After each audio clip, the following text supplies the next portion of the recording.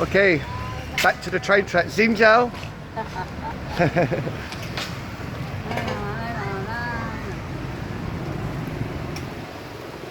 I'm actually walking on this here, so it's going to be a little bit awkward, but I'll give it a go. I have to keep my eye on the floor and try and give you an idea of the classic train track.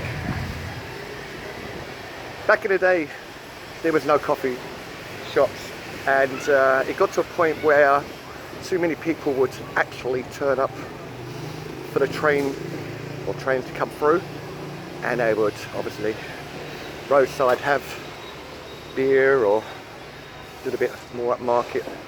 I preferred it back in the day when there was none of that.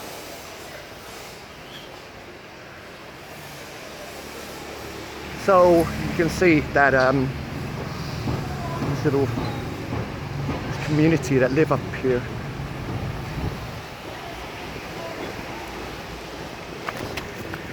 Oops.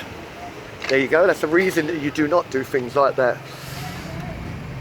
You know what? Let's have a coffee. Coffee? Yeah, okay.